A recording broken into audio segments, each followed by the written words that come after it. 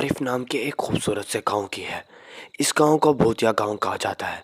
देखने में तो ये गांव बहुत ही ज़्यादा खूबसूरत है, लेकिन इसके भूतिया होने की वजह इसके अंदर मौजूद एक जेल की वजह से है, क्योंकि इस जेल का वाकया बहुत ही ज़्यादा दर्दनाक है।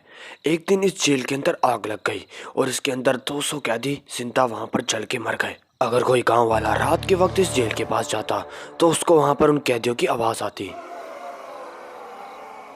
उनकी दर्द भरी आवाज़ इतनी खौफनाक थी कि कोई भी गांव वाला उसे बर्दाश्त नहीं कर पाता था और हमेशा हमेशा के लिए उस गांव को छोड़ के वहां से भाग जाता था। इसी वजह से ये खूबसूरत सा गांव अब वीरान होता जा रहा है। किन तारिफ के साथ एक कोलीवाड़ा नाम का एक गांव था। तारिफ के लोग तारिफ को छोड़ के कोलीवाड़ा आकर रहने लगे थे। कोलीवाड़ा के अंदर एक रोहित नाम का लड़का रहता था, जिसे हमेशा से शौक था कि वो तारिफ जाए और वहां जाके उस परिजन को देखे। रोहित को भूत देखने का बहुत ही ज़्यादा शौक था, इसलिए वो तरह तरह के तरीकों से भूत देखने या उनकी आवाज़ सुनने की कोशिश करता रहता था। रोहित ने काफ़ी काले जादू करने वालों के पास भी गया और उनके पास भूत देखने की कोशिश की, लेकिन रोहित हमेशा नाकाम रहा। इसलिए उसे शौक था कि वो तारिफ जाए। रोहित बचपन से ही तारिफ की जेल की कहानियाँ अपने माँ बाप से सुनता आ रहा था, लेकिन एक अंधेरी रात के वक्त रोहित अपने दोस्त के साथ बैठा होता है। वो दोनों काफी सालों पहले बंद एक घर के अंदर बैठे हुए एक प्लान बना रहे होते हैं। वो घर बहुत ही ज्यादा खौफनाक और सुनसान लग रहा था। तभी रोहित अपने दोस्त अली को कहता है, यार मुझे यकीन होता जा रहा है कि भूत जैसा कुछ नहीं होता। हमने कितनी तरीके आजमाए, लेकिन आज तक हमें कोई भी भूत नजर नहीं आया। लेकिन अली रोहित को मशवरा देता है, अगर तुमने असली भूत देखने हैं तो तुम्हें तारिफ तो जाना ही पड़ेगा। वहाँ की जेल मशहूर है कि वहाँ पर बहुत सारे भूत रहते हैं, तुम वहाँ पर जाके देखो।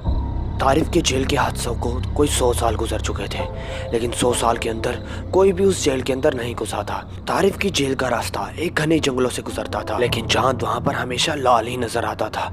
ये उसकी एक और खौफनाक बात थी। अगले दिन रोहित अपने घर से रात के वक्त निकल जाता है और रोहित तारिफ के खौफनाक लाल जंगलों से होता हुआ तारिफ की उस खतरनाक जेल की तरफ जाने लगता है। वो जंगल बहुत ही ज्यादा खतरनाक नजर आ रहे थे। कुछ सफर करने के बाद तारिफ उस जेल की तरफ पहुंच जाता है। वो जेल दिखने में बहुत ही ज्यादा खौफनाक थी और अपना मंजर खुद ही बता रही थी कि क्या उसके साथ गुजरा था। रोहित बिना डरे उस जेल के अंदर दाखिल हो जाता है। उस जेल की दीवारें इतनी काली हो चुकी थी कि उस जेल के अंदर देखना बहुत ही ज्यादा मुश्किल होता जा रहा था। रोहित उन खतरनाक आवाजों की तलाश में उस जेल के अंदर घुसता घुसता चला जा रहा था।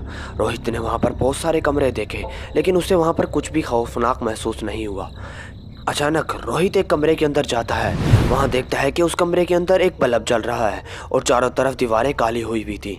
रोहित थोड़ा परेशान होता है कि यहाँ पर बल्ब कैसे जल रहा है, लेकिन वो इस बात को भी नज़रअंदाज कर देता है और अगले कमरों की तलाश में वहाँ पर निकल पड़ता है। उस जेल के अंदर रोहित को वक्त का पता भी नहीं चल रहा था, मानो वहाँ पर वक्त थम ही गया हो, लेकिन बाहर वक्त तेजी से गुजर रहा था। रात के अब 1 बजने को आ गए थे, लेकिन रोहित को अभी तक वहाँ पर कोई भूत या भूती आवाज़ नहीं सुनाई दी थी। लेकिन रोहित वहाँ पर अब दूसरे कमरों की तलाश में निकलता निकलता जा रहा था, लेकिन रोहित वहाँ पर अब बहुत थक गया था। थोड़ी देर के लिए वो एक कमरे के अंदर जाके बैठ जाता है और सोचता है, लगता है गाँव वालों ने ये मनगढ़ंत कहानी बनाई हुई है, मुझे तो अभी तक यहाँ पर कोई भूत या आवाज़ नहीं सुनी। रोहित उस जेल में चल चल के थक गया था और थोड़ी देर के लिए आराम करने के लिए उस कमरे में बैठा हुआ था। वहाँ पर वक्त का उसको बिल्कुल पता नहीं था। अचानक वहाँ पर 1 बजने को आ जाते हैं। यही वो वक्त था जब सारे भूत जाग जाते थे और अपनी भूतिया आवाज़ में रोने लगते थे। रात अब और भी गहरी होती जा रही थी। रोहित को नहीं पता था कि उसके साथ अब आगे क्या होने वाला है। अचानक रोहित के आगे से एक काली सी परछाई गुजरती है। रोहित सहम के खड़ा हो जाता है और इधर उधर देखता है, लेकिन उसे कोई नजर नहीं आता। रोहित सोचता है कि उसका मन का वहम है, ऐसे कुछ नहीं उसके आगे से गुजरा, और रोहित उस बात को नज़रअंदाज कर देता है और वहाँ पर दोबारा से बैठ जाता है और आगे जाने की तैयारी करने लगता है।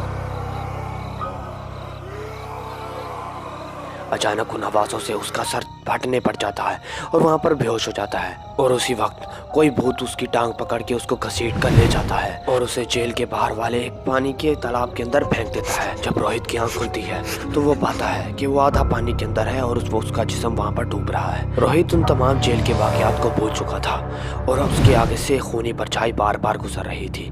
रोहित जैसे कैसे अपनी जान वहाँ से बचाता है और अपनी जान बचाने के लिए तारिफ की गलियों में भागने लगता है। क्या आप बताएं, आप इस जेल के अंदर जाना चाहेंगे?